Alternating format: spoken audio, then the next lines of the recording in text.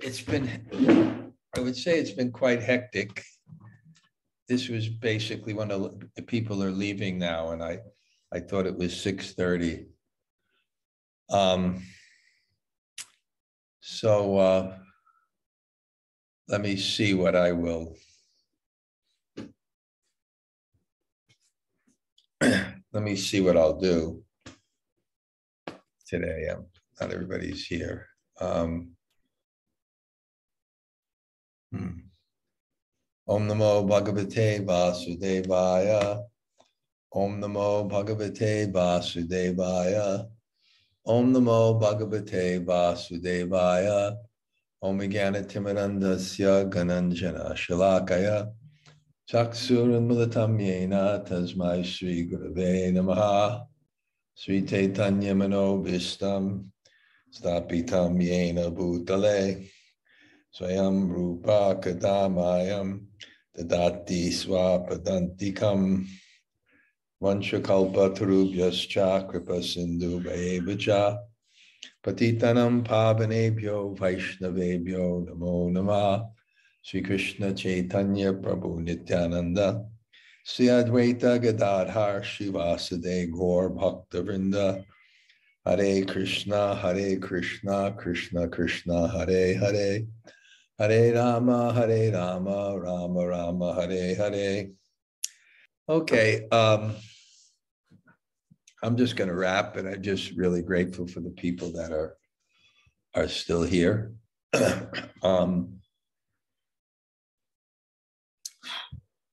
Well, I'll just tell you a little bit about our tour. I mean, again, it was amazing. Not one person got sick. There were very crowded temples. We tried to be a little safe, but everybody remained healthy. And I think the way it works in Vrindavan, I'm going to have 2 retreats next year, and I'll put people in anxiety who want to go. I'll have the Puri retreat at the end of January, probably, and then have a Govardhana retreat, maybe the middle of February. It was just really, it was really ideal. Really ideal. Everything was just worked out so perfectly.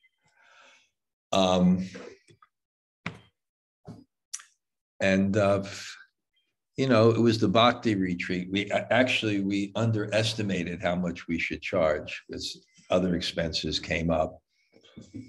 So it actually cost a lot more than what we had charged. But because it was Bhakti, you know, people gave generous donations. So it all broke even. And we branded the retreat. I'm sure the people that are here will come back because of the deep feelings that they experienced. And when we got back to Vrindavan, even the schedule was a little bit, you know, because initially if I do it again, we'll go first to Govardhana and then to Vrindavan. It'll work out much better. But we went to Govardhana. People arrived early, and I just wanted them, you know, so I took them to Tiyastan and the Braj Rotis. And then when they got back, I thought there'd be a little lull. But one devotee helped me, Yoga Maya. And, you know, it was going to be almost 2 or 3 days in Vrindavan, and I didn't have my intensity, although I would give 2 classes a day. And, you know, so they went out and they decided one day they went to Srila Dhanurdhara, and the next day they went a boat. And just, you know, chanting Hare Krishna, these 2 wonderful devotees, Ramaya and Dinishta, they take care of Indradyumna Swami's deities. They met them, and on the boat, Ramaya's expert in kirtan. And Dinishta is, this lady goes around Vrindavan every day and takes bath in the Jamuna in the winters. What to speak of the Jamuna now is challenging. She goes every single day, and she serves from morning to. There are people like that just serve from morning to evening. There are people that are like that just serve from morning to evening.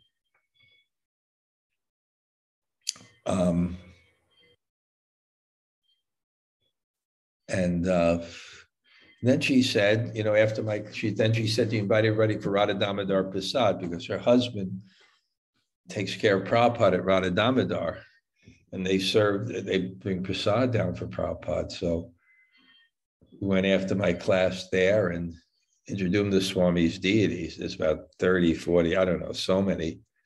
It was very beautiful. And we sat down and took prasad. And then when I walked out, I really had a realization. It's Bob. We sing Vrindavan. You get such an experience here that the same thing that may kind of disturb you when you first come, you just see it beautiful because you see devotees and it's even like Krishna book. It's opulent. There's also Krishna's village is opulent, but when you read Krishna book, you don't think about the environment because you think of the person and you're so in love with the person. When you're in love with a person, it doesn't matter what the environment is so much. It becomes secondary. So that was really nice. And Amala Vaishnav just left now. Joe Cayley and Karuna, they went to Jaipur. We'll have some fun. I'll show you. Excuse me for being late and for the informality, but I'll spend a little more time here.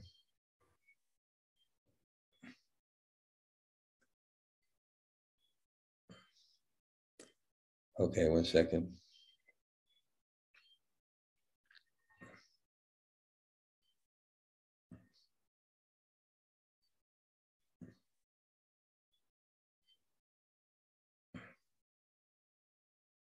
The best lassis in Jaipur.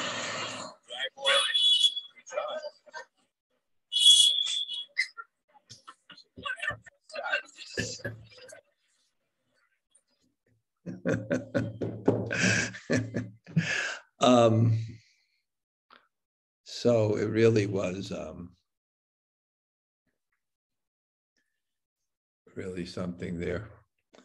And, I would tell you, I was doing the Ras Leela, but I never got past the first chapter because, my sense from so many experiences, I never get to Rasa until I feel that there's enough tattva. So it was most tattva. And I think I explained that last time, but I'll explain it again. One of my points is, really trying to get it clear because it really sticks in mind. I mean, the gopis just left their children and left their, it seems like the most selfish thing. And of course, we have this image that what's highest in the spiritual world, parakiya, kiya means to do, para with another, is higher than swakiya, wedded love. But, leaving your kids, what? Wow. So I tried to actually conceptualize and explain this in a very kind of practical way. And the way I kind of explained it, I don't have tilak on. One of the reasons is this Russian visa is giving me headaches. We couldn't fill it online, and I'm going to have to go to Delhi. And I have to get the right kind of passport photo. And I went to a shop and I thought the class was at 6:30. So I wiped off the tilak because don't want to get anybody suspicious of anything. So I really wanted, to conceptualize things and express things. And I think you got to do it many, many times. And the way I conceptualized and expressed it was,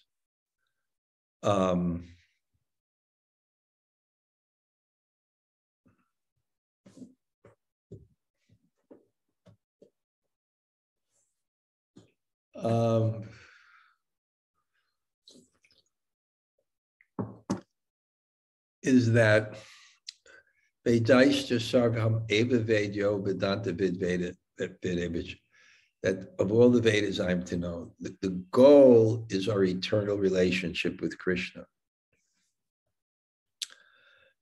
And Dharma is meant to move us in that direction from whatever station of life, whatever station of life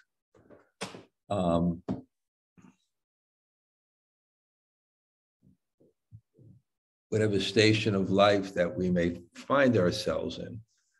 So your Dharma is prescribed according to one's condition. That's called Naimittika Dharma. Naimittika Dharma means temporary things, but they generally hold for one's lifetime. Like, for example, a woman has Sri Dharma, different people have different dharmas. Okay, your parents, you may be parents, you have a dharma, and then children may die, you may not have that. But whatever you do, and dharma is what I've really analyzed this is we have to make choices. Decisions determine our faith. What we are in the past now is dependent on what we were in the past. What we will be in the future is dependent on what we are now, what the decisions we make now. Decisions determine our fate. So this science of decision making is such an important aspect of society. And there has to be traditions of it and have to be mentors that represent it. And I feel Dharma, but it has to be guided by the Vaishnavas and Brahmins because it has to be applied.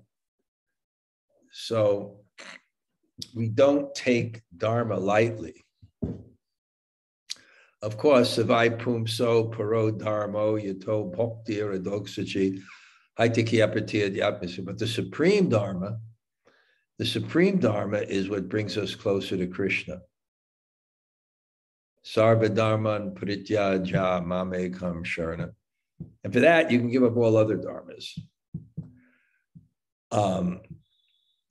So I look at it like this. That's the purpose of Dharma. The purpose of Dharma is to bring us back to Krishna. But it's obviously that it has to be applied according to one's condition. But when you have become purified, then you're above the regulative principles. It doesn't mean you don't follow them. It means you don't. It means that the reason why you do everything is not because of a rule. It's because of the condition of your heart. Nothing has to be externally imposed. Of course, one doesn't go have illicit sex. Above the regulative principles doesn't mean no, but you don't have to be right. It has to be a rule. You have no desire, and therefore, so what generally happens is if because we're talking about the gopis, that's the highest level of transcendence, but we still have to explain it.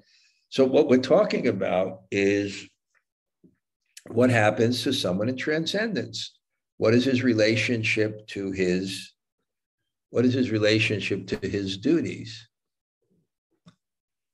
Well, in terms of purification, he's not required to have something prescribed to him because he's pure, and he'll act on that platform.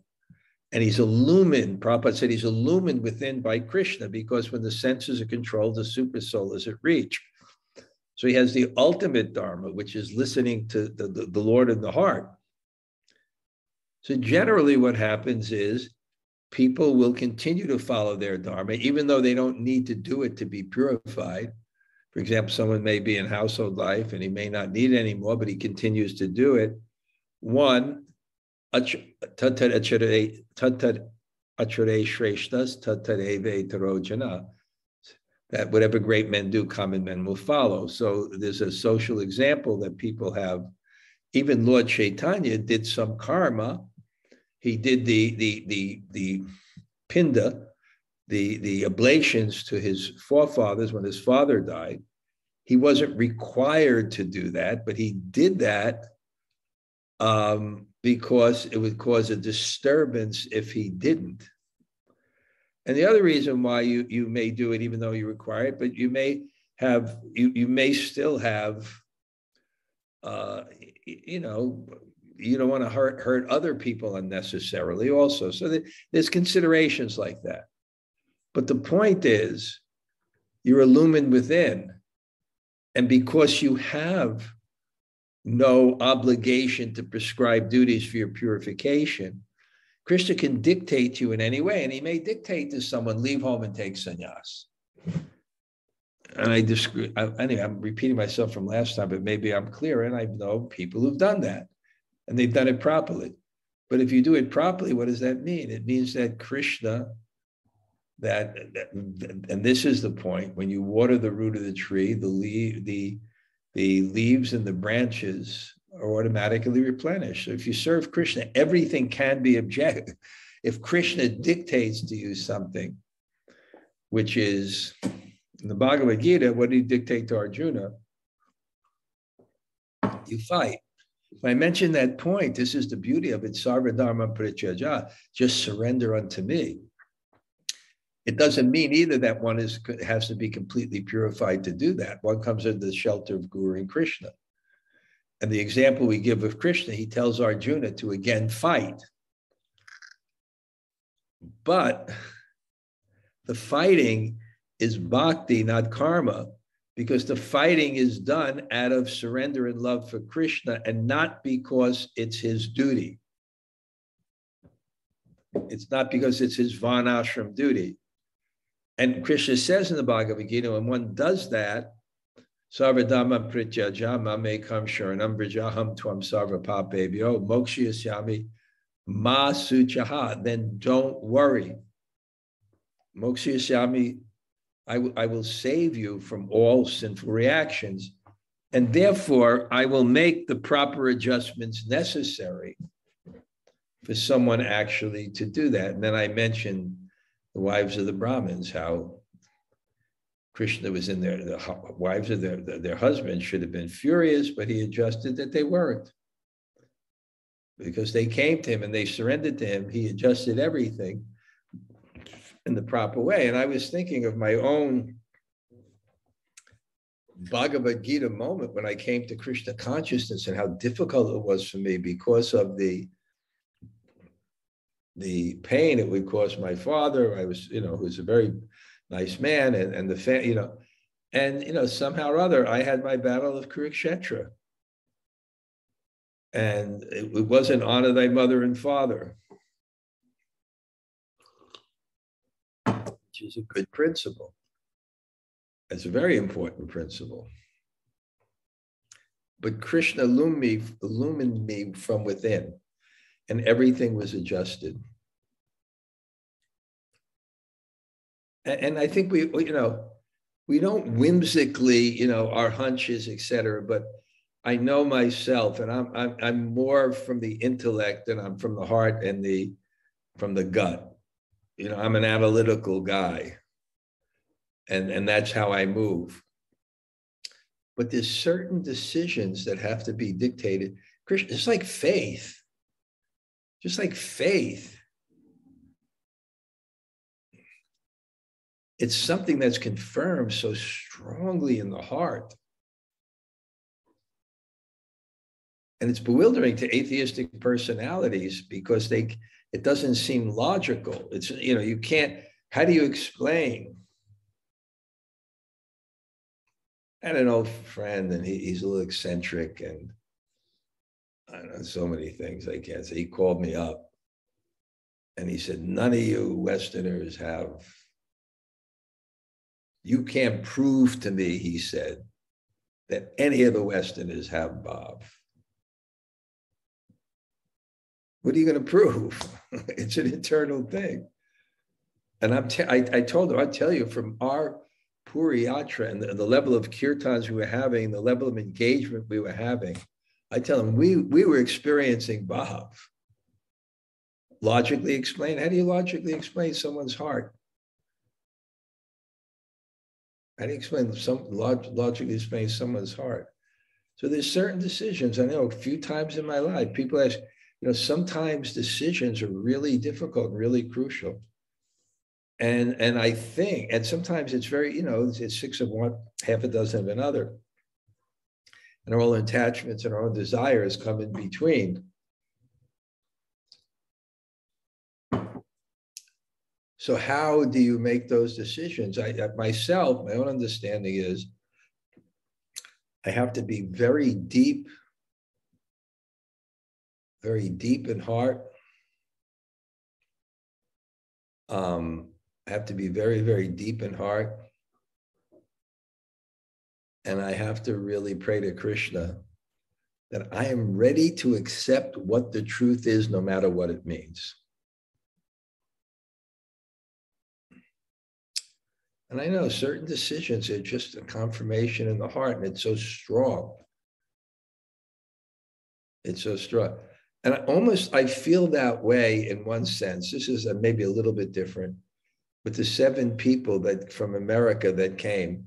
Because when I organized the trip, there was no COVID. And then 2 weeks before, Omicron was peaking, and the government was making all these regulations that were so draconian. 7-day isolation, you feel and we're moving from one place to another. Will they check with us? And, things like this.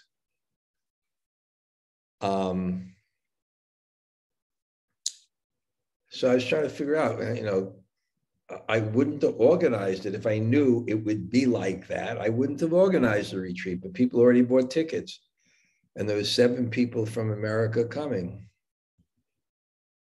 But no one called me. No one said, Mars, what's happening? Should we go or not? Generally, I would think someone would call me up and there'd be some anxiety and there'd be a thing and people would be dropping out. And I think what happened is that it was another level of decision. Krishna was telling these people in their hearts, go to Vrindavan, for there you will fulfill all your desires. Go to Vrindavan, there you fulfill all your desires. And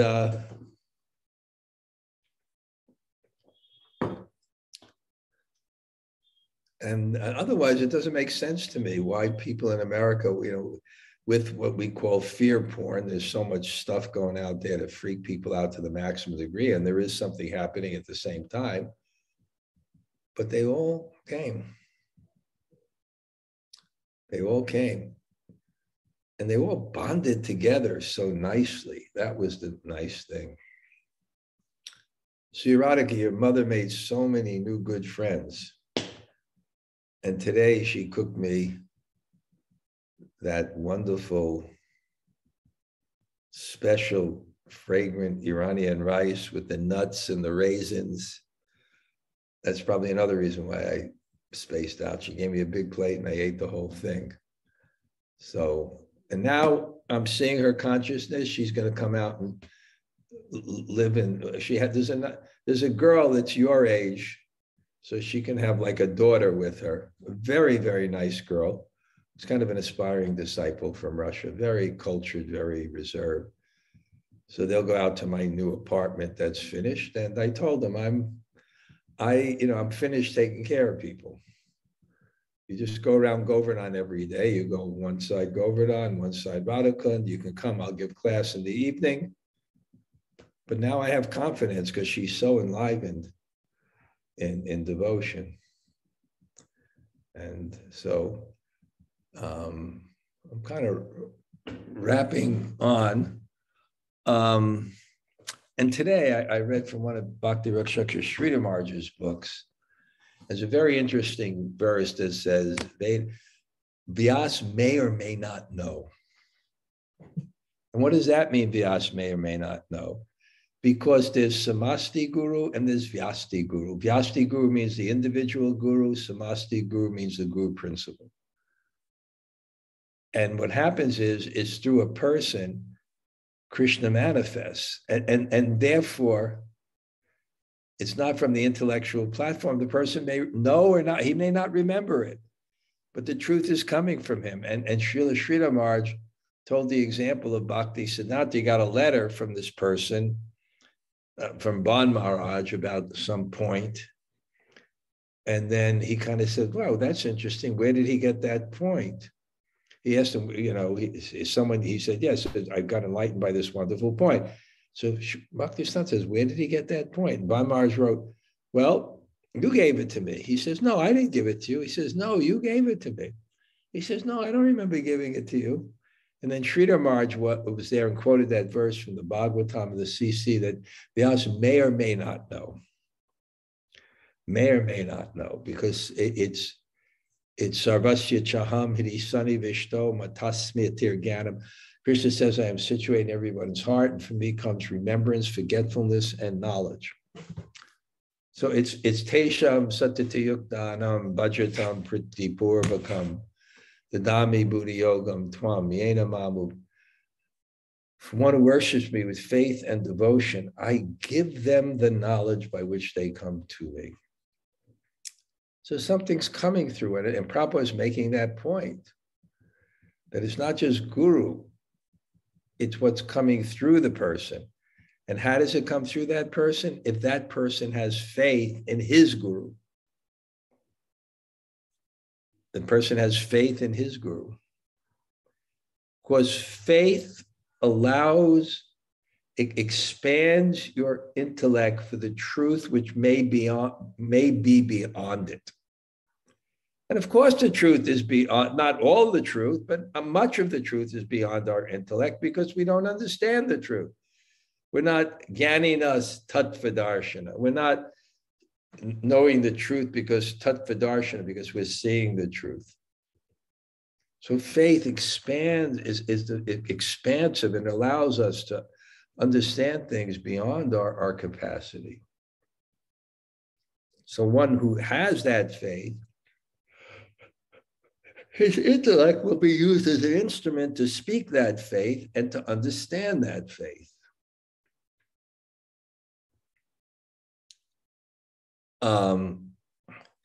I guess somehow or other, I'm glad you all stayed in. I think I'll just stop here for comments and questions. It's kind of been, I guess, a little bit, yeah. Okay, anybody?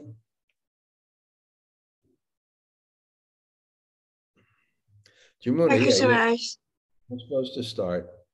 I really appreciate the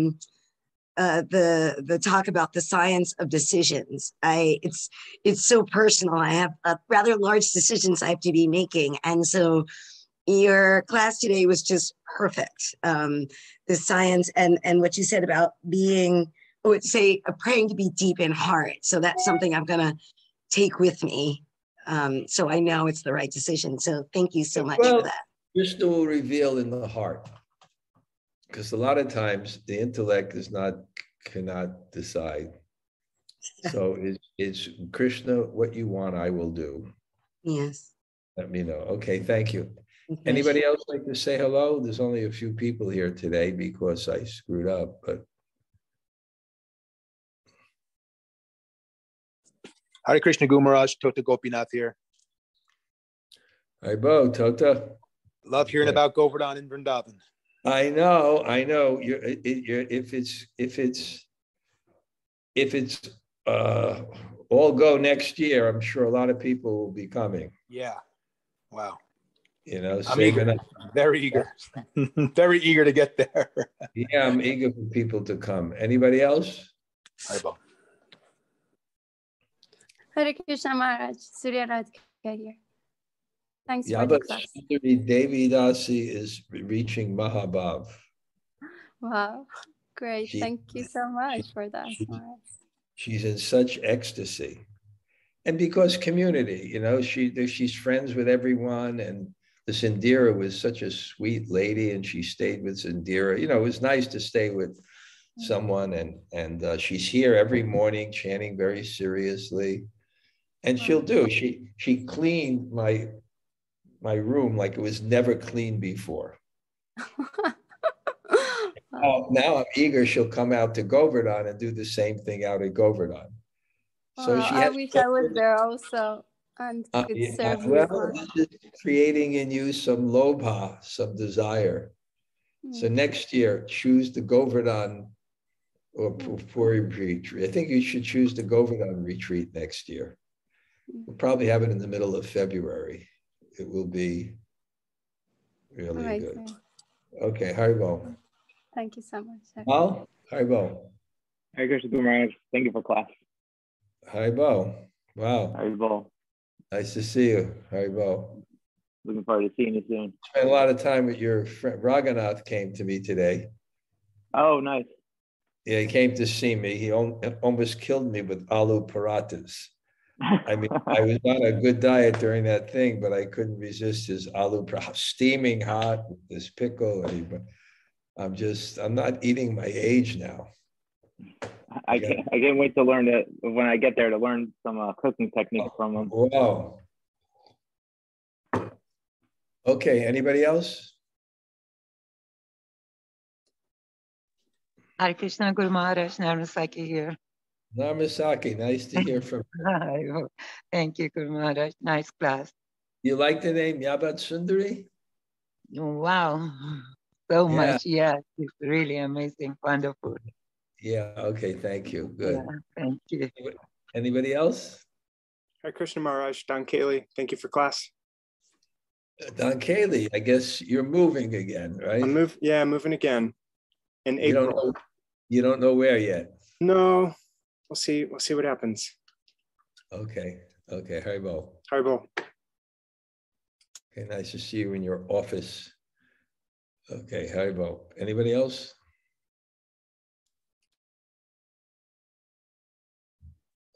Okay, we can figure it out.